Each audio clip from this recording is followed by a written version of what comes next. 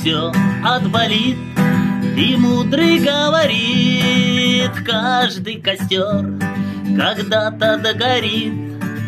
Ветер залун развеет без следа, но до тех пор, пока огонь горит, каждый его по-своему хранит. Если беда, и если холода,